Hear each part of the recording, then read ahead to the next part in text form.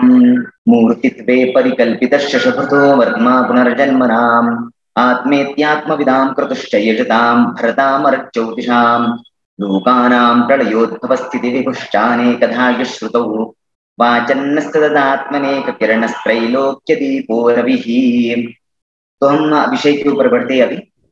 तो सबसे पहले लोकानां अंतकृत कालः कालोन्यः कलनात्मकः सद्विधा स्थूल सूक्ष्मत्वात् मूर्तश्च मूर्त उच्यते।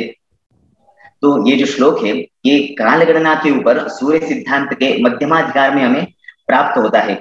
तो काल क्या होता है, तो इसके प्रति अगर मैं कहना चाहूंगा या इसका प्रयोजन क्या होता है, इसका और भी विवरण क्या क्या होता है या किस संदर्भ में हम इसको ले सकते हैं, बहुत सारी बातों को आपने बहुत सारे दिनों से आप सुन ही रहे हैं। तो इसलिए मैं काल के बारे में बहुत ज्यादा बातें न करते हुए मैं आगे बढ़ना चाहूंगा। तो सबसे पहले कुछ बेसिक है, जैसे काल जो है वो द्विविध होता है। जो सूर्य सिद्धांत ग्रंथ, जो सिद्धांत ग्रंथ होता है ज्योतिष शास्त्र में, जो सिद्धांत संहिता और करण जो त्रिस्कंध में जो सिद्धांतिक ग्रंथ होते हैं, उन ग्रंथों में सूर्य सिद्धांत ग्रंथ आता है। तो उस सूर्य सिद्धांत ग्रंथ में जो काल के बारे में डेफिनेशन आता है तो वो यहाँ पर है, तो श्लोक के द्वारा मैंने आपको बताया है। आगे के वाक्य पूरे अपलोड करके रख दो, मतलब हमारे जितने हुए हैं ना। हाँ, हेलो, हाँ, तो जो काल है, काल दो प्रकार का बताया हुआ है। तो लोकानाम अंतकृत काल और एक कलनात्मक काल। तो इस प्रकार से एक काल में दो प्रकार के होते हैं। तो लोकानाम अंतकृत काल जिसको हम प्रलय काल के नाम से भी जान सकते हैं। प्रलय काल में मतलब जहां पर न जीव होते हैं, न सृष्टि होती है, न कुछ भी होता है, उसे हम प्रलय काल कहते हैं। और उसके बाद जो काल आता है जिसके बारे में हमें जानना है, क्योंकि प्रलय काल में तो सृष्टि भी नहीं रहेगी, कुछ चल विचल आदि बातें ये सब नहीं रहेगा, कुछ भी नहीं रहेगा, तो तब हम उसके बारे में नहीं सोचते हैं।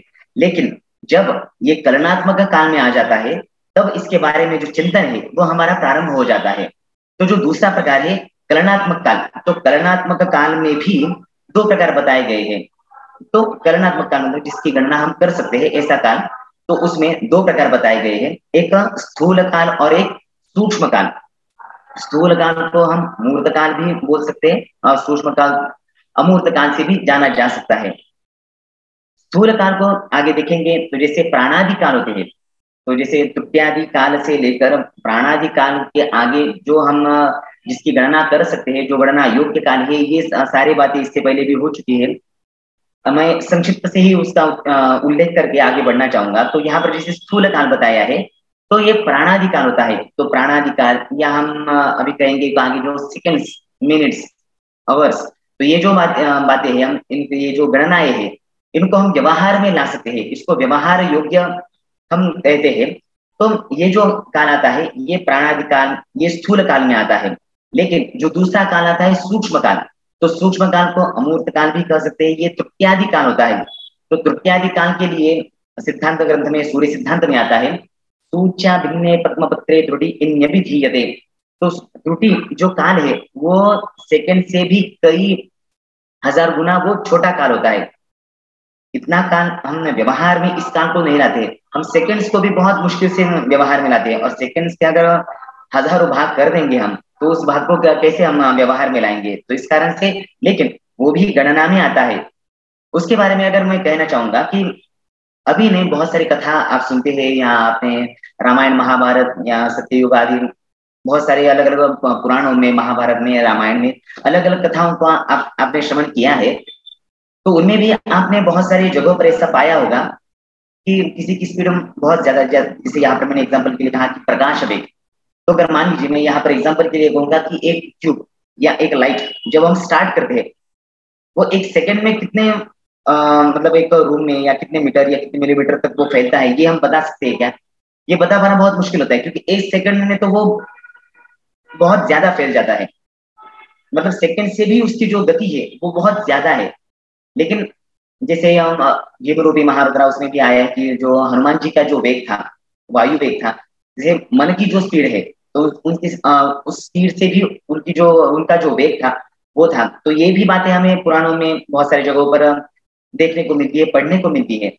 तो इनका प्रयोजन नहीं था ऐसा नहीं है, इन सभी चीजों का एक प्रयोजन था। लेकिन अभी सेकंड से ज्यादा हम नहीं जाते हैं, उससे आगे बढ़ जाते हैं, लेकिन इस सूक्ष्म काल का भी प्रयोजन तब तक जमाने में या आगे जाकर, जैसे अभी जो काल है वो बहुत ज्यादा स्पीड से आगे बढ़ रहा है, तो क्या पता आगे जाकर बहुत स्पीड से भी कुछ ऐसी चीज आएंगी, तब हमें सेकंड से भी कम जो सूक्ष्म गणना है उनको यूज करना पड़े। तो इस प्रकार से ये सूक्ष्म गणना का विचार हम कर सकते हैं, जो शास्त्र में या हमारे ज्योतिष शास्त्र में, सिद्धांत ग्रंथों में कई सौ साल पहले या कई हजारों साल पहले ये गणनाएं दे चुके हैं। अब आगे बढ़ते हैं काल विधानक शास्त्र। तो आप सभी को पता है कि ज्योतिष शास्त्र को एक काल विधानक शास्त्र भी कहा जाता है। तो काल विधानक शास्त्र इस कारण से हम कह सकते हैं, जैसे ब्रैकेट में मैंने दिखाया है कि ग्रह नक्षत्रों से अत्यधिक प्राचीन काल का भी अनुमान हम लगा सकते हैं। तो कुछ ऐसा अनुमान होता है, हम कहते हैं कि कुछ साल पहले, 10 साल पहले, 100 साल पहले, 1000 साल पहले, लाख साल पहले, लेकिन उससे भी पहले अगर हमें कुछ अनुमान लगाना है, विदाउट प्रूफ हम अनुमान लगाने में अक्षम रहते हैं। लेकिन जब कभी काल गणना के बारे में या काल के संदर्भ में अगर हमें एनालाइज करना है या हमें अनुमान लगाना है, तो जो ज्योतिष शास्त्र में जो ग्रह नक्षत्रों के द्वारा काल का अनुमान हम लगा सकते हैं। जैसे कुछ स्थितियां जो आकाश में दिखती है, पता चलता है कि ये 60 साल बाद या हजारों साल बाद, 100 साल बाद या लाखों साल बाद, या जैसे वारक्रम के बारे में एक चर्चा हुई थी इससे पहले, तो वहां पर जो है एक महायुग की जो शुरुआत होती थी, तो महायुग की शुरुआत में किस प्रकार की स्थिति रहती थी, उसके बाद में उन ग्रहों की किस प्रकार से जो भ्रमण है वो उनका प्रारंभ होता है, तो उससे भी हमें ये पता चलता है कि उन ग्रहों की स्थितियों के अनुसार हम लाखों साल, हजारों साल पहले का भी अनुमान लगा सकते हैं। जैसे बहुत सारे सिद्धांत, ये ऐतिहासिक ग्रंथ जो होते हैं, जैसे शंबा दीक्षित जी का जो भारतीय शास्त्र इतिहास मराठी, और भी बहुत सारे सिद्धांत, ये हिस्ट्री के बुक्स है, तो उसमें आप देखिए कि ग्रहों की स्थिति के अनुसार, जैसे वेदों में अगर कुछ ग्रहों की स्थिति बताई गई है या पुराणों में कुछ स्थितियां बताई गई है, तो उससे ही अनुमान लगता है कि कितने साल पुराने हो सकते हैं। तो ग्रह नक्षत्रों से हमें जो काल के बारे में पता चलता है, उसका जो महत्व है वो मैंने अभी आपको बताया। उसके बाद में हम अगर देखेंगे कि यज्ञ एवं अन्य कार्यों हेतु काल का महत्व होता है। जैसे एक श्लोक प्राप्त होता है, वेदास्तावद् यज्ञ कर्म प्रवृत्ताः यज्ञाः प्रोक्तास्ते तु कालाश्रयेण शास्त्रादस्मात् कालबोधो यतस्यात् वेदांगतवं ज्योतिषस्योक्तमस्मात्। तो वेद जो है आप सभी को पता है अपौरुषेय ग्रंथ है, किसी मनुष्य कृत ये नहीं है, इनको श्रुति कहा जाता है। तो ये जो वेद है, तो ये इनका जो प्रयोजन है वो यज्ञ कर्म करने के लिए ही है। यज्ञ कर्म से सभी का कल्याण हेतु इनका प्रयोजन रहा था। लेकिन कभी भी किसी भी चीज के प्रयोजन की सफलता हेतु आपको जो काल है, काल के बारे में बहुत सटीकता से, या जैसे बहुत सारी, जैसे मुहूर्त का पेपर में अगर मुहूर्त के बारे में हम थोड़ा जानेंगे, तो बहुत सारे अच्छे कर्म हम करते हैं, या अलग अलग प्रकार के कर्मों के लिए नित्य, नैमित्तिक, काम्य बहुत सारे कर्म होते हैं। तो हम कभी भी सोचते हैं कि हम कुछ कार्य करें और उसका जो फल है वो हमें बहुत ज्यादा मिल सके, लेकिन वो कब मिल सकता है, इस प्रकार का ये बहुत ज्यादा आएगा कि मुहूर्त के बारे में। तो बस शॉर्ट में इतना ही कहना चाहूंगा कि वेद जो है वो यज्ञ कर्म करने के लिए प्रवृत्त है, लेकिन यज्ञ कर्म कब करना चाहिए, कब नहीं करना चाहिए, क्या कब करने से वो उनका जो फल है वो बहुत अच्छी तरह से हमें मिलेगी, या कब करने से उनके फल नहीं मिलेंगे, आदि जो कुछ भी बातें हैं, तो उस काल के बारे में अगर कोई बता सकता है तो वो है ज्योतिष शास्त्र। तो इस कारण से इस शास्त्र को एक काल विधान का शास्त्र भी कहा गया है। और भी इससे संबंधित जो कुछ भी बातें हैं, ये बहुत बार डिस्कस यहाँ पर हो चुका होगा, तो हम आगे बढ़ते हैं। अब विषय प्रवेश करते हैं हम। तो करणात्मक काल, जो इससे पहले ये जो स्लाइड हुई थी उसमें मैंने कहा था कि काल दो प्रकार के होते हैं, एक प्रलय काल अलग था और दूसरा जो मैंने बताया था वो कलनात्मक काल था। तो कलनात्मक काल में क्या था कि जिसकी गणना हम कर सकते हैं उस काल को हम कलनात्मक काल कह सकते हैं। लेकिन कलनात्मक काल में भी दो अलग अलग बताए थे मैंने, एक स्थूल काल और एक सूक्ष्म काल। तो यहाँ के लिए हम सूक्ष्म काल नहीं लगेगा, ऐसा नहीं, सूक्ष्म काल से भी हम इसको देख सकते हैं, लेकिन स्थूल काल से थोड़ा आगे बढ़ेंगे। तो ये जो कलनात्मक काल है ये 9 प्रकार के काल बताए गए हैं। इनको नवविध कालमान भी कहा जाता है। तो एक श्लोक प्राप्त होता है। ये उल्लेख कहाँ से प्राप्त होता है हमें? तो ये उल्लेख हमें सूर्य सिद्धांत से प्राप्त होता है। तो ये क्या है? ब्राह्मण दिव्यं तथा पितृं प्राजापत्यं च गौरवं सौरथ्य सामरं चांद्रम आर्क्षं च मानानि वैनव। तो ये श्लोक प्राप्त होता है। इस श्लोक के अनुसार हम अगर आगे देखेंगे तो आगे देखिए, ये नवविध कालमान हमारे सामने आते हैं। तो 9 प्रकार के कालमान कौन से हैं? तो यहाँ पर देखिए, ब्राह्ममान है, दिव्यमान है, पितृमान है, प्रजापतिमान है, गौरवमान है, सौर, सावन, चांद्र और नक्षत्र। तो नवविध कालमानों के बारे में आज का जो विषय मुझे मिला है तो वो नवविध कालमान नहीं है, लेकिन विषय में प्रवेश करने के पहले मैं इन नवविध कालमानों के बारे में थोड़ा आपको बताना चाहूंगा। जैसे ब्राह्ममान के बारे में हम आगे विस्तार से देखने वाले, दिव्य, पितृ, प्रजापति, इन चारों मानों के बारे में हम विस्तार से देखेंगे। गौरवमान जो 5वां मान यहाँ पर मैंने दिया है, तो गौरवमान जो गुरु ग्रह के भ्रमण के ऊपर जो डिपेंड है, उस मान को गौरवमान कहते हैं। सौरमान थोड़ा संक्षिप्त परिचय मैं आगे कराना चाहूंगा, क्योंकि मैं जो विषय आपको बताने वाला हूँ उससे रिलेटेड ही है। तो सौरमान के बारे में, जो सूर्य संबंधित जो मान होता है उसे सौरमान कहा जाता है। सावरमान उदयात उदयम भानो हो, तो ये जो श्लोक है, तो एक उदय से अन्य जो सूर्योदय तक का जो काल होता है उसको सावर दिन कहते हैं। इसे 30 दिनों का एक सावन मास और इसे 360 दिनों का सावन वर्ष होता है। तो आगे बढ़ेंगे तो चांद्रमान के बारे में भी आता है। चांद्रमान चंद्रमा के भ्रमण के ऊपर डिपेंड होता है। तो ये चांद्रमान होता है। चंद्र से जिस मान का निर्धारण होता है उसको चांद्र इन्होंने कहा है। नक्षत्र भी सेम वैसा ही है। नक्षत्रों के ऊपर जो डिपेंड होता है काल, उसको हम नक्षत्र कहते हैं। तो इस प्रकार से ये मान है, इनके बारे में थोड़ा ही मैंने यहाँ पर बताया है। आगे बढ़ेंगे तो यहाँ पर देखिए कि व्यावहारिक मान, इनमें भी कुछ व्यवहारात्मक, जैसे मैंने पहले कहा कि जिसको हम व्यवहार में लाते हैं, लेकिन कुछ मान ऐसे होते हैं जिनको व्यवहार में हम नहीं लाते हैं। अब इसमें बहुत सारे प्रश्न आ सकते हैं कि व्यावहारिक मान तो मैं बता रहा हूँ, लेकिन व्यावहारिक मान में जो सामान्य लोग हैं उनको पता भी नहीं है कि सौरमान क्या होता है, चांद्रमान क्या होता है, नक्षत्रमान क्या होता है, सावरमान क्या होता है, उनको पता नहीं होता है। लेकिन वो तभी भी व्यवहार में उसको लाते हैं। तो व्यवहार में कैसे लाते हैं? अगर सामान्य लोगों की दृष्टि से हम देखेंगे तो वो सिर्फ संडे, मंडे, ट्यूसडे इत्यादि बातों को जानते हैं, घंटे, मिनट्स इनको जानते हैं, या एक मंथ हो गया, एक ईयर हो गया, बस इतना ही मानते हैं। लेकिन तभी भी व्यवहार में अगर हम उसको देखेंगे तो मकर संक्रांति सभी को पता है, सभी काइट्स उड़ाते हैं, या फिर आदि जो भी इस प्रकार से हम उसको सेलिब्रेट करते हैं, मैक्सिमम लोगों को पता होता है। तो मकर संक्रांति आप सभी को पता है। इसका मतलब क्या है? आप सौरमान को जानते हैं, आप सौरमान व्यवहार में ला रहे हैं। जन सामान्य, मैं यहाँ पर आप सभी को एक बेसिक से ही बता रहा हूँ। यहाँ पर कोई ऐसे होंगे यहाँ पर कि जिनको ज्योतिष के बारे में बहुत अच्छा पता होगा, लेकिन कुछ ऐसे भी लोग यहाँ पर है कि जिनको अभी बेसिक ही पढ़ रहे हैं। तो इसलिए मैं सभी को दृष्टि में रखकर ही यहाँ पर बातें बता रहा हूँ। तो उस प्रकार से जिसे सौरमान, मैंने कहा कि सौरमान आप सभी इसका जो व्यवहार में आप उपयोग करते हैं, तो वह मैंने कहा कि सबसे बड़ा जो उदाहरण है वो संक्रांति का होता है।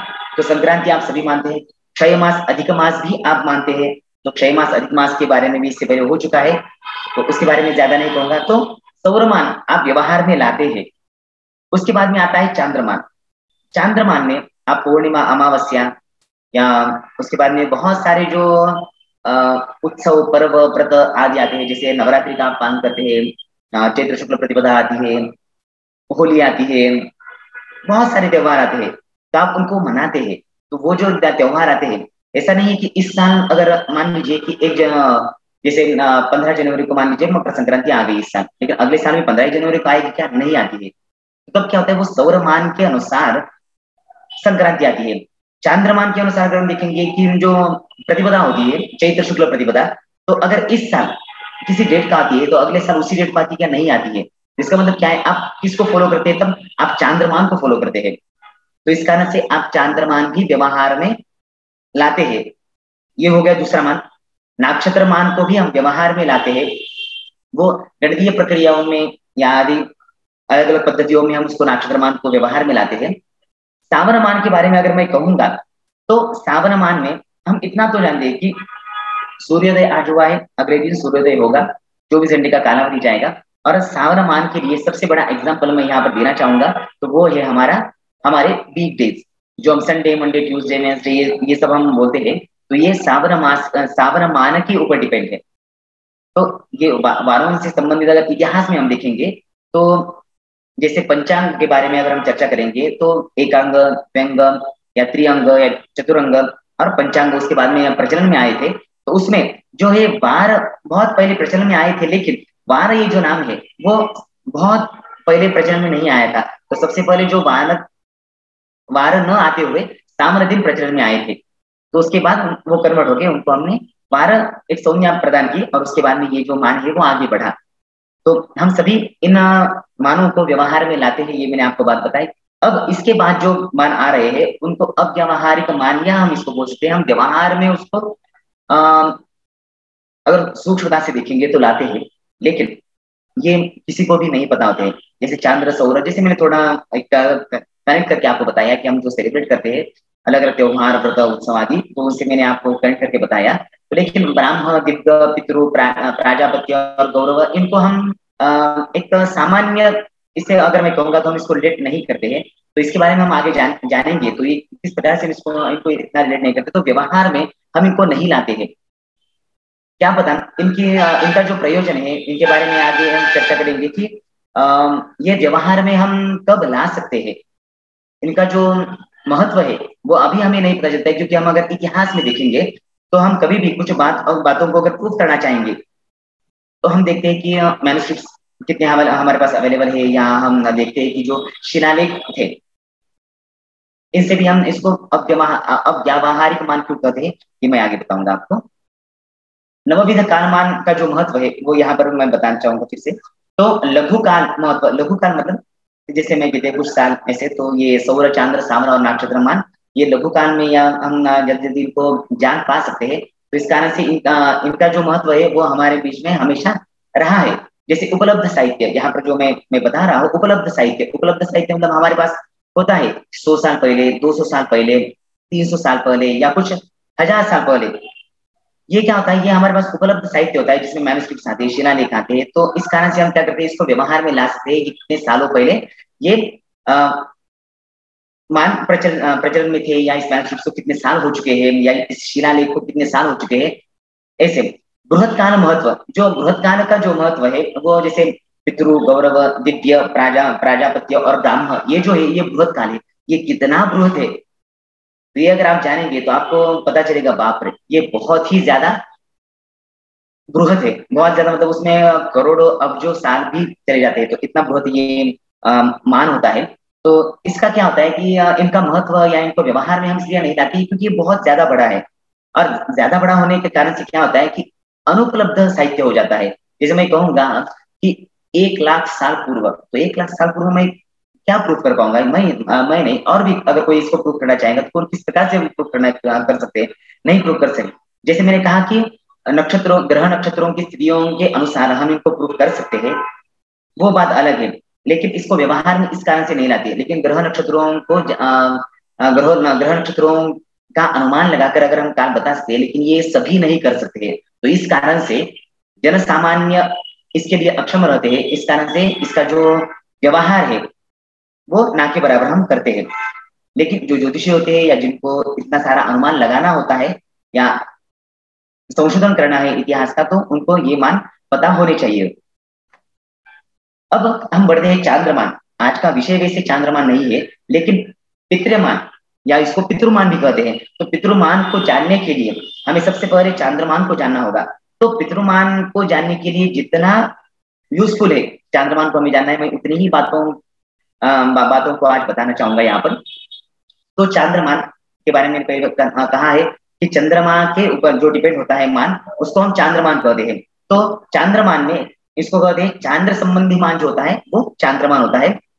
रविन्द्र भगन अंतराज्यायमानम, वैसा एक सूत्र आता है कि सूर्य चंद्रमा की दूरी से तिथि की व्युत्पत्ति होती है। तो सूर्य और चंद्रमा, आप सभी को पता है कि सूर्य चंद्रमा जो है वो अमावस्या के दिन, चंद्रमा जो है वो हमें क्षीण दिखाई देता है, या हमें वो दिखाई नहीं देता, पूरा ब्लैक दिखाई देता है। तो क्या होता है, आकाश में स्थिति क्या होती है कि वो एक लाइन में होते हैं। इस कारण से क्या होता है कि पृथ्वी, पृथ्वी के ऊपर हमें चंद्रमा दिखता है, चंद्रमा से भी आगे सूर्य होता है। तो इस कारण से सूर्य की जो सूर्य का जो प्रकाश है वो चंद्रमा की साइड में होता है, दूसरे साइड में पूरा अंधकार होता है। तो जैसे जैसे अब चंद्रमा की स्पीड ज्यादा ज्यादा होती है, तो चंद्रमा क्या है कि सूर्य से चंद्रमा की स्पीड प्रतिदिन 13 अंश की होती है और सूर्य की स्पीड प्रतिदिन 1 अंश की ही होती है। 360 डिग्री में अगर हम उसको डिवाइड करेंगे तो इस प्रकार से अंशों की गणना उस प्रकार से होती है। तो इस कारण से क्या होता है, चंद्रमा सूर्य से भी आगे 12 अंश चला जाता है एक दिन में। तो 12 अंश जब दोनों में डिफरेंस आ जाता है तब एक तिथि होती है। तो वैसे ही उसको 12 + 12 + 12 इसे से हम उसको ++12 करते जाइए आप, उसी प्रकार 180 डिग्री दोनों में डिस्टेंस आ जाता है। तो पूर्णिमा के दिन चंद्रमा पूरा दिखता है और जो अमावस्या के दिन चंद्रमा नहीं दिखता है। तो पूर्णिमा के दिन पूरा दिखता है। इस कारण से क्या होता है कि पृथ्वी एक साइड होती है, सूर्य एक साइड और चंद्रमा एक साइड। इस कारण से क्या होता है कि सूरज का जो प्रकाश है वो पृथ्वी के ऊपर भी पूरा पड़ता है और चंद्रमा के ऊपर भी पूरा पड़ता है। इस कारण से चंद्र जो है वो शुभ्र दिखाई देता है। तो इस प्रकार से होता है। इसमें पक्ष जो होता है, पक्षों के बारे में कहा जाए तो पक्ष क्या होता है कि चंद्रमा जब अमावस्या के बाद आगे बढ़ता है, जब पूर्णिमा आता है तो अमावस्या से पूर्णिमा तक या प्रिया प्रतिपदा से पूर्णिमा तक हम देखेंगे तो उसे शुक्ल पक्ष कहते हैं, और पूर्णिमा से अमावस्या तक का जो है उसको कृष्ण पक्ष हम कहते हैं। 15 तिथि का एक पक्ष होता है। इसी प्रकार से 30 तिथि जब समाप्त हो जाती है तब उसको हम कहते हैं एक चांद्रमास हो गया। और ऐसे ही 12 चांद्रमासों का एक चांद्र वर्ष होता है। तो ये रहा चांद्रमान के बारे में एकदम संक्षिप्त परिचय। सूर्य सिद्धांत में इसका रेफरेंस मिलता है ऐंदव स्थिति है। उसके बाद में भास्कराचार्य भी कहते हैं रविंदोर युति संयुतर या पदन्या विधोर मास। तो ये भी एक आपको मिलता है। अब हम देखते हैं पितृमान के बारे में। पितृमान में हम देखेंगे कि नवविध कारमान में पितृ संबंधी जो मान होता है उसको हम पितृमान कहते हैं। तो चांद्र पितृमह स्मृतम, तो 30 चांद्र तिथियों से पितृमान को हम जान सकते हैं। तो 30 चांद्र तिथियों का अर्थ यहाँ पर क्या होता है कि 30 चांद्र तिथियों का एक पितरों का दिन होता है। मैंने जैसे कहा कि ये बृहद होता जा रहा है। तो अब देखिए चांद्रमान कितना, ये पितृमान थोड़ा बृहद हो रहा है क्योंकि हमारा जो चांद्र मास हम जिसको कह रहे हैं यहाँ पर एक चांद्र मास एक पितरों का चांद्र दिन हो रहा है सिर्फ। विधुचम भागे पितरो वसंत इति भास्कर वचन से ये उल्लेख हमें प्राप्त होता है। दर्श सूर्येन्दु संगम, इसका मतलब क्या है कि अमावस्या पितरों का मध्याह्न काल होता है। जैसे अगर मैं कहूंगा कि जो एक चांद्रमास होता है वो पितरों का एक अहोरात्रि होती है, तो उसमें क्या होता है कि पितरों का जो मध्याह्न काल होता है, तो हमारा भी जो मध्याह्न काल होता है उसमें बहुत सारे सैद्धांतिक पद्धतियों से हम मध्याह्न काल निकाल सकते हैं। सामान्य तरीके से हम कहते हैं, जरा सामान्य में इतना ही होता है कि दोपहर 12 बजे मध्याह्न होता है, लेकिन अगर सूक्ष्म से जाएंगे तो दोपहर के 12 बजे मध्याह्न नहीं होता है। अगर सूक्ष्म से जाएंगे, सूक्ष्मता से देखेंगे तो सेम इसी प्रकार से हम यहाँ पर अगर देखेंगे तो जो एक महीना मैं बता रहा हूँ तो उस एक महीने में पितरों का जो मध्याह्न काल होता है तो वो कब होता है, अमावस्या के दिन जो है पितरों का मध्याह्न काल होता है। और पूर्णिमा के दिन जो पितरों की होती है वो मध्याह्न रात्रि होती है।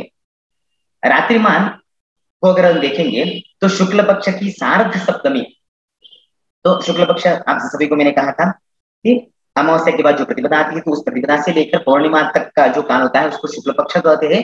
उसमें 15 दिन होते हैं। तो उसमें पहले 7.5 तिथियां जब चली जाती है तो 7.5 तिथियों से जो है वो इनका रात्रिमान चलता है। रात्रिमान रात्रि का प्रारंभ होता है सार्ध सप्तमी से कृष्ण पक्ष की सार्ध सप्तमी पर्यंत जो है वो इनका रात्रिमान होता है। तो सार्ध सप्तमी शुक्ल पक्ष से चालू हो गई, कृष्ण पक्ष में तक हो गया। दिनमान अगर देखेंगे तो दिनमान में देखिए कृष्ण पक्ष की सार्ध सप्तमी से, तो कृष्ण पक्ष में जब लग रहा है तो उसकी सार्ध सप्तमी से शुक्ल पक्ष की सार्ध सप्तमी पर्यंत जो है वो इनका दिनमान रहेगा। तो यहाँ पर जैसे मैंने कहा कि मध्याह्न जो काल है वो यहाँ से हम देख सकते हैं कि कृष्ण पक्ष की सार्ध सप्तमी, कृष्ण पक्ष लग गया है, इसका मतलब क्या है, सार्ध सप्तमी के बाद जो है वो अमावस्या आने वाली है। तो अमावस्या आने वाली है, सार्ध सप्तमी को जो है वो इनका दिन प्रारंभ हो गया। सार्ध सप्तमी से अन्य सार्ध सप्तमी के बीच का जो काल आ रहा है तो वो आ रहा है अमावस्या। तो उस अमावस्या के दिन जो है मध्याह्न आ रहा है और अन्य जो शुक्ल पक्ष की सार्ध सप्तमी है वहां पर पितरों का जो दिन है वो समाप्त हो रहा है। कृष्ण पक्ष की सार्ध सप्तमी से पितरों का दिनारंभ एवं शुक्ल पक्ष की सार्ध सप्तमी को दिनांत था रात्रि का आरंभ। तो इस प्रकार से पितरों का जो कालमान है तो वो मैंने यहाँ पर आपको बताया किस प्रकार से उनका दिन की शुरुआत होती है और किस प्रकार से रात्रि की शुरुआत होती है, और रात्रिमान किस प्रकार से, दिनमान किस प्रकार से, मध्याह्न काल और रात्रि का मध्याह्न काल। ये एक संक्षिप्त परिचय था। इनके बारे में बहुत ज्यादा डिस्कस करेंगे तो ये बहुत बड़ा विषय है। तो सामान्य तौर पर मैं इतना कहना चाहूंगा, अभी हम आगे बढ़ेंगे। अब सौरमान, सौरमान विषय में नहीं है, लेकिन दीप्यमान को जानने के लिए हमें सौरमान जानना बहुत जरूरी है। तो सौरमान के बारे में, सौरमान सूर्य संबंधी मान को हम सौरमान कहते हैं। सूर्य का एक अंश भोग काल एक सौर दिन कहलाता है। सूर्य का एक अंश भोग काल जैसे 360 डिग्री होता है, 360 डिग्री में मैंने जैसे कहा कि एक दिन सूर्य की जो गति होती है वो एक अंश की होती है और चंद्रमा की गति 13 अंश की होती है। तो उस प्रकार से यहाँ पर ये बोले सूर्य का एक अंश भोग काल जो होता है वो एक सौर दिन कहलाता है। तो सूर्य का एक राशि मतलब 30 अंश भोग काल जो होता है, अगर हम 360 डिग्री को 12 में डिवाइड करेंगे तो 30 अंश का एक राशि आ जाती है।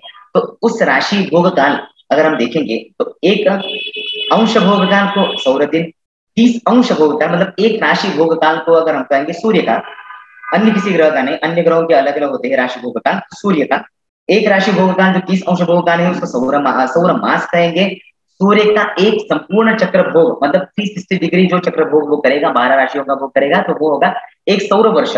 और सूर्य के राशि संचार या राशि भ्रमण काल को ही संक्रांति कहते हैं। तो संक्रांति आप सभी को पता है कि एक राशि से अन्य राशि में सूर्य सूर्य का जाना एक उसको राशि भ्रमण काल या संक्रांति हम कहते हैं। वर्ष, अयन, ऋतु, युग आदि जो व्यवहार में हम उनको व्यवहार करते हैं तो वो सौरमान से ही साध्य हो सकते हैं। भास्कर ने लिखा है कि वर्षा यन ऋतु युग पूर्वकमत्व सौरान। तो यहाँ पर कुछ जैसे किसी को स्टडी करना है तो इस कारण से ये कहाँ से उल्लेख प्राप्त हुआ है या कहाँ पर आपको इसके बारे में और भी जानना है तो इस कारण से मैंने आपको उल्लेख ये है। अब हम देखते हैं दिव्यमान जो आज का विषय है। तो नवविध कालमानों में देव संबंधी कालमान जो होता है उसको हम दिव्यमान कहते हैं। इस कारण से ही उसको दिव्यमान कहा गया है। एक सौर वर्षात्मक काल एक दिव्य दिन होता है। तो एक सौर वर्ष जैसा कि मैंने कहा कि इससे रिलेटेड है, जब तक आपको सौरमान नहीं पता चलेगा तब तक आपको दिव्यमान नहीं पता चलेगा। इस कारण से मैंने सौरमान के बारे में बताया था। तो यहाँ पर देखिए एक सौर वर्षात्मक काल, तो एक सौर वर्ष क्या होता है कि 360 डिग्री सूरज का घूमना, 12 राशि का भोग काल जो होता है वो एक सौर वर्ष हो जाता है। लेकिन यही एक सौर वर्ष होता है तो ये सौर वर्ष देवों के लिए एक दिव्य दिन ही हो जाता है, देवों का दिन होता है। इस कारण से वहां पर दिव्य दिन कहा है। जैसे मैंने कहा हमारा एक चांद्रमास पितरों का एक दिन होता है। तो अब देखिए काल बढ़ता जा रहा है। अभी क्या हो रहा है, एक सौर वर्ष मतलब एक दिव्य दिन हो रहा है। आगे बढ़ेंगे, उत्तरी ध्रुव सुमेर में देवों की तथा दक्षिण ध्रुव कुमेर में दैत्यों की स्थिति या उनका निवास होता है। तो ये पुराना ग्रंथों में ये प्राप्त होता है। जैसे अभी हम देखेंगे नहीं, उत्तरी ध्रुव में जाएंगे तो हमें देव भगवान मिलेंगे या दक्षिण ध्रुव में जाएंगे राक्षस मिलेंगे। इस प्रकार के नहीं, एक पौराणिक कथाओं के अनुसार इनका संबंध बहुत सारा डिस्कशन करने के बाद या बहुत सारा सिद्धांत से हम इनको देख सकते हैं। हम उसमें नहीं जाएंगे कि ये ऐसा क्यों मैं बता रहा हूँ। उनके हमें बस कालमानों के बारे में हमें देखना है। तो उनके स्वस्थान से 90 अंश उनका क्षितिज होता है। क्षितिज के ऊपर रवि का होना दिन तथा अधा होना रात्रि होती है। अगर मान लीजिए उत्तरायण चल रहा है तो जैसे उत्तरायण प्रारंभ होता है, कर्क राशि में सूर्य प्रवेश करता है तो तब क्या होता है कि उत्तरायण प्रारंभ होता है। लेकिन सूर्य की स्थिति अगर हम देखेंगे तो जो सूर्य की स्थिति होती है वो कभी भी उत्तरायण भले ही स्टार्ट हुआ हो लेकिन तभी भी वो जो है हम विषुववृत्त से देखेंगे तो वो दक्षिण की ओर ही होता है। तो इस कारण से यहाँ पर ये क्या बोल रहे हैं, क्षितिज को आप डिवाइड कर लेंगे कि 90% उत्तर की ओर, 90 डिग्री जो है उत्तर की ओर, 90 डिग्री दक्षिण की ओर। तो क्षितिज के ऊपर रवि का होना, अब उत्तरी ध्रुव में अगर देवों का स्थान कह रहे हैं तो इसका मतलब क्या है कि उत्तर की ओर जितना भी सूर्य 6 महीने रहेगा वो देवों के लिए दिन रहेगा, या वहां पर जितने भी लोग रहे उनके लिए वो दिन रहेगा। और उसके अपोजिट में अगर रहेगा तो वो रात्रि होगी। तो सायन मेष आरंभ से, सायन निरयन ये गणनाएं अलग अलग होती है। तो सायन मेष आरंभ से कन्यांत पर्यंत जो रहेगा इन 6 राशियों में उत्तर गोल में स्थित रवि से देवों का दिन और असुरों की ये रात्रि होगी। तो जैसे मैंने कहा कि उत्तरी ध्रुव की ओर, उत्तरी ध्रुव में नहीं उत्तरी ध्रुव की ओर जैसा सूरज जाएगा, जैसे मेष के बाद जाएंगे तो तब क्या होगा, देवों का दिन प्रारंभ हो जाएगा। फिर 3 महीने उत्तर की ओर जाकर और फिर 3 महीने मध्य में आने के लिए सूरज को उतना टाइम लगता है। तो इस कारण से तब क्या होगा, तब जो है देवों का दिन होगा, और उसके बाद में जो 6 महीने का काल है, जो सायन तुलारंभ से मीनांत पर्यंत जो रहेगा, तब के जो 6 महीने होंगे वो देवों के लिए रात्रि होगी और असुरों के लिए वो दिन होगा। तो इस प्रकार से 6 + 6 महीनों का ये क्या होगा, देवों की दिन रात्रि हुई। तो अहोरात्र इस प्रकार से ये देवों का हुआ। इसको हम क्या कहेंगे कि एक सौर वर्ष मतलब एक दिव्य दिन होगा। इसी प्रकार से अगर 30 सौर वर्ष कहेंगे तो देवों का एक दिव्य मास हो गया, और ऐसे ही 360 सौर वर्षों को देखेंगे हम तो वो क्या होगा, देवों का एक दिव्य वर्ष होगा। या हम उसको देवों का ना अगर हमें जानना है या हमें आगे बढ़ना है, या जैसे मैंने कहा कि बृहद गणना अभी अभी हम नहीं करते हैं, लेकिन आगे जाकर जैसे अभी इस जमाने में हम देख रहे हैं कि ना जो मैनुस्क्रिप्ट से या शिलालेख हम 5000 साल या 6000 ज्यादा से ज्यादा हम उससे पहले का हम नहीं जान पाते कि उससे पहले क्या हुआ था। हाँ, ग्रह नक्षत्रों से पता चलना वो बात अलग है, लेकिन जिस प्रकार से अभी टेक्नोलॉजी है, जिस प्रकार से अभी का काल चल रहा है, अगर सभी सही रहा, अच्छा रहा, युद्ध नहीं हुए, बाकी लाखों साल बाद आज क्या हुआ था, सब डेटा आगे जाकर सेव रहेगा। तो उस प्रकार से हम क्या कहेंगे, हम ये नहीं कहेंगे कि इस जमाने पर्टिकुलर इस टाइम में अभी भी हम अगर किसी को कुछ बताना चाहते हैं तो हम क्या करते हैं, एक बृहद जो मान है उसको हम लेते हैं। कभी भी हमको बताना है, जैसे हम जो हम ग्राम, उसके बाद में किलोग्राम, उसके बाद में क्विंटल, टन, ये बढ़ाते जाते हैं। तो ये मान क्यों बढ़ाते हैं, क्योंकि व्यवहार में बहुत कम 1000 बोल दिए हो गया, लेकिन उसको भी हम अगर कहेंगे नहीं इतने आते उतने आए, जैसे मैं कहूँ 24 घंटों में क्या काम किया, लेकिन हम कभी भी व्यवहार में ये नहीं रहते 1440 मिनट से हमने क्या काम किया है।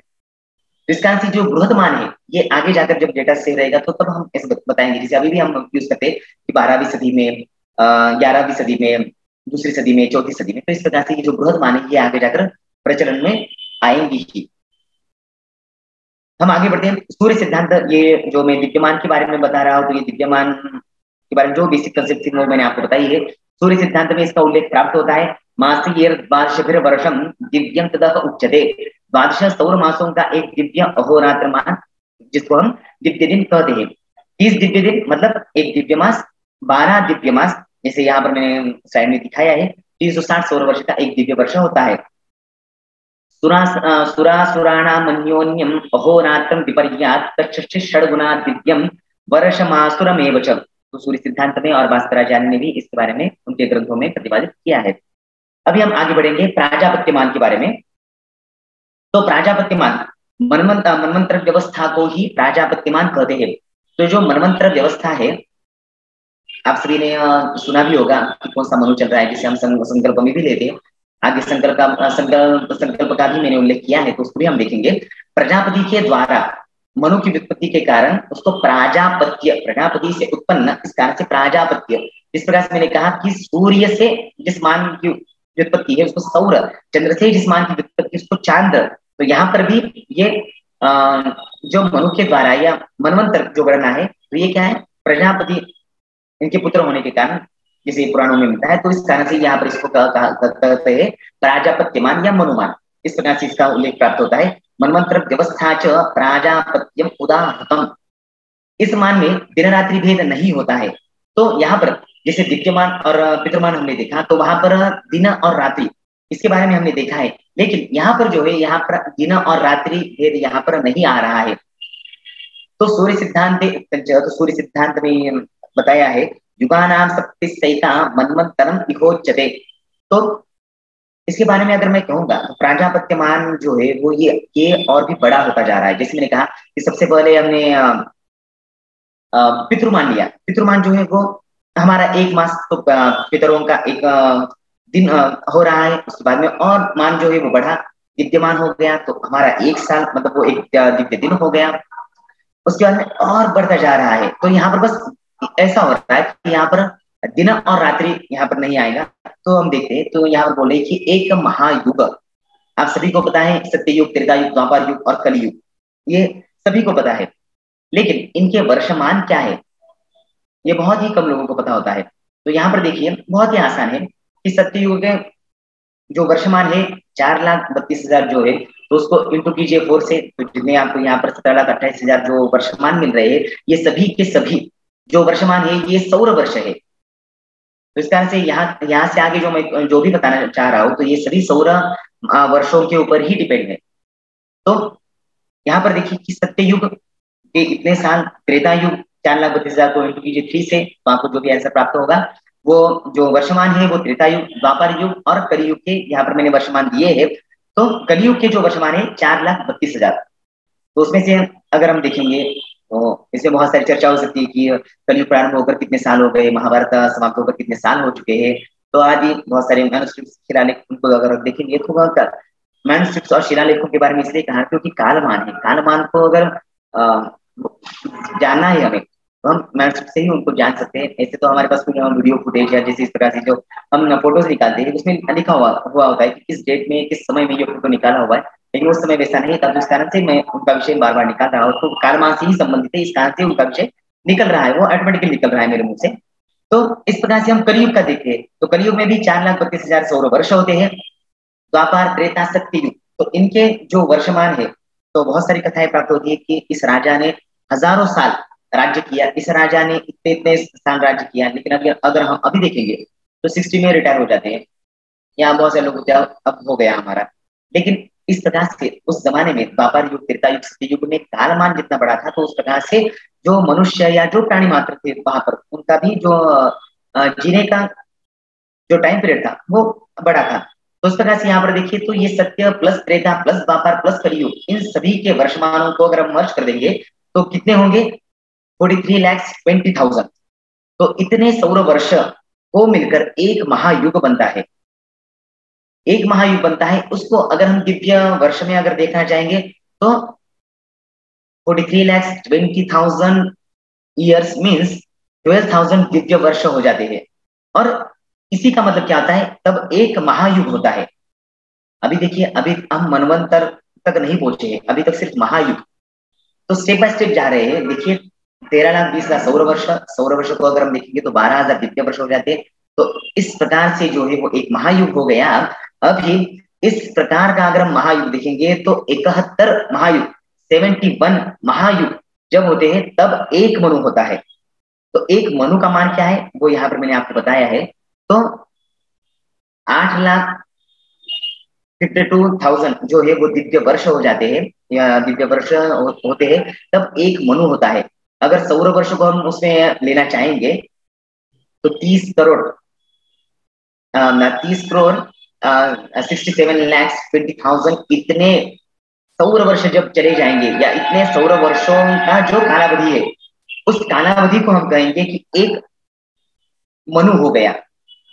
तो जो मनवंतर गणना है, जो मनुमान है, वो आप देखिए कि कितना बृहद है। तो उससे पहले के एविडेंस क्या हमें प्राप्त हो सकते हैं अभी, लेकिन तभी भी ये गणना यहाँ पर है। तो आगे हम बढ़ेंगे तो आपको अभी एक मनु पता चल गया। तो अभी ऐसे ही ये जो गणना है, ये वैसे ये आगे पॉइंट चाहिए था, यहाँ पर मैंने दे दिया है। तो एक कल्प आता है, तो कल्पमान मैं आगे आपको बताऊंगा।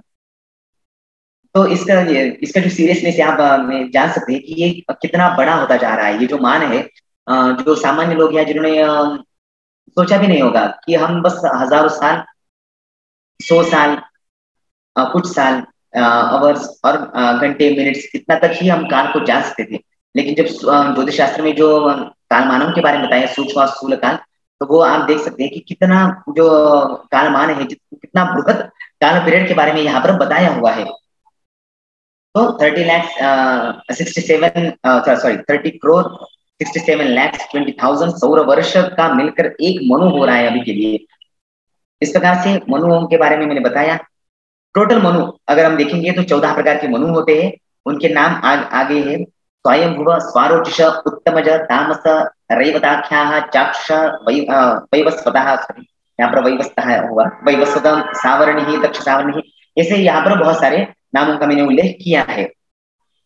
अभी हम बढ़ते हैं ब्राह्ममान, जो सबसे बड़ा मान है।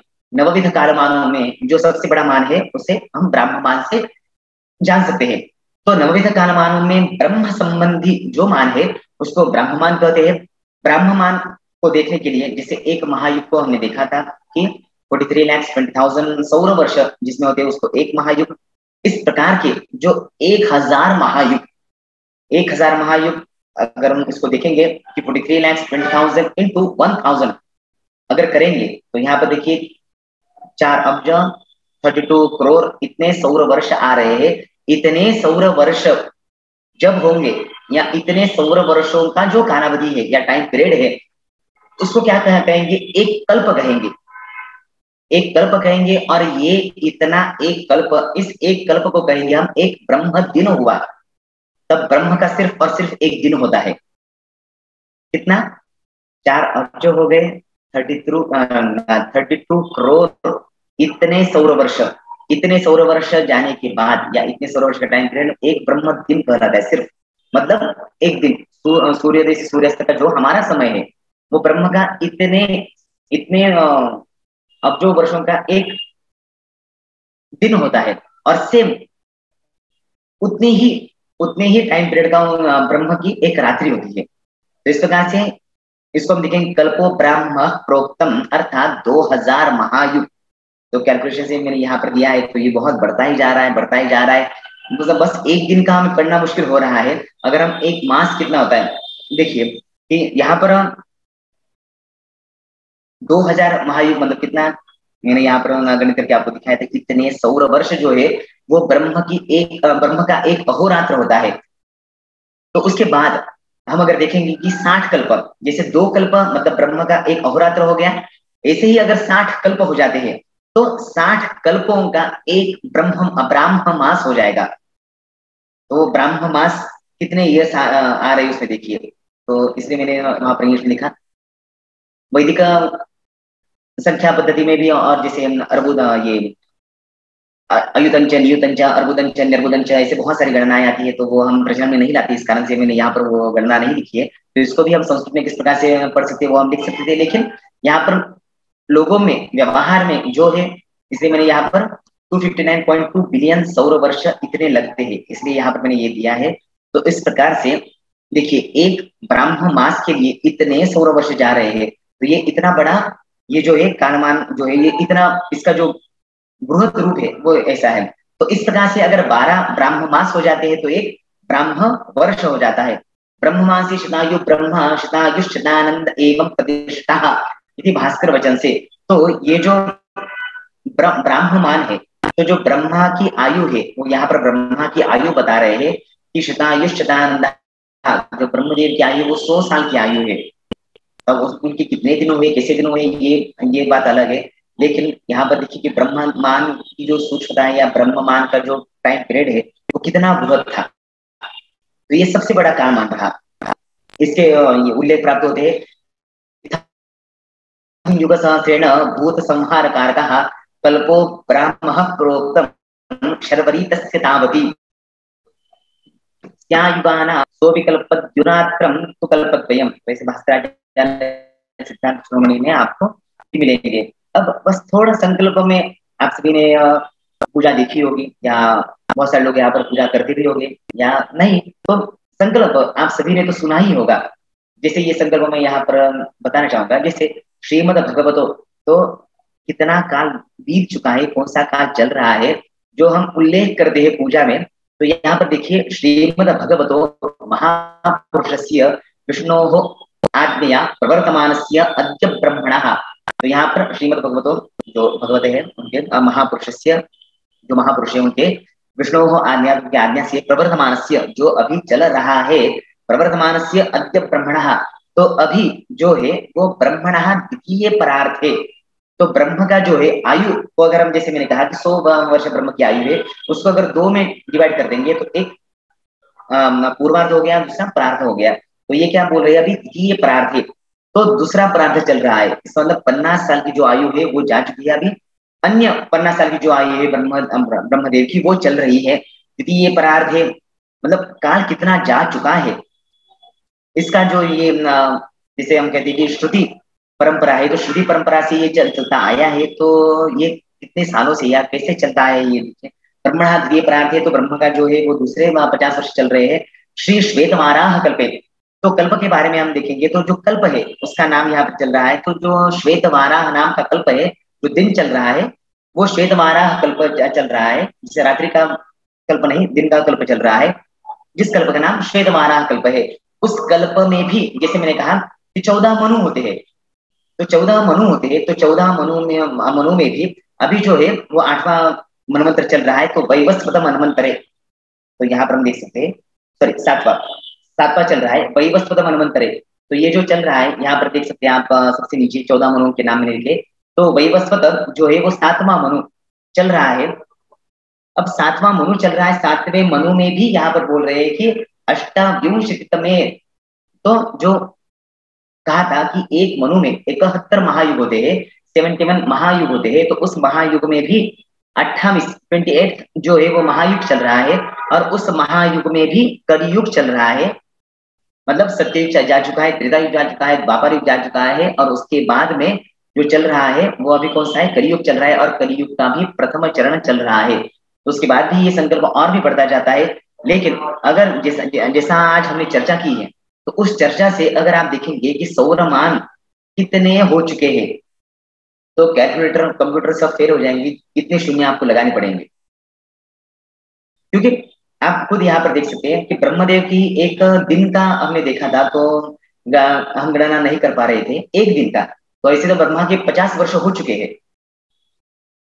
करके देखिए गणना। तो इस प्रकार से मैंने यहाँ पर आपको बहुत ही संक्षिप्त से बताने का प्रयास किया मैंने। मुझे लगता है कि शायद आपको पता चला होगा कि हाँ, मेरे भावना पूछी होगी, मैंने प्रयास किया कि आपको पता चले। तो इस प्रकार से मैं मेरे विषय को पूरा करता हूँ। मैं सभी श्रोताओं के प्रति भी धन्यवाद अर्पण करता हूँ तथा मेरे वाणी को विराम देता हूँ।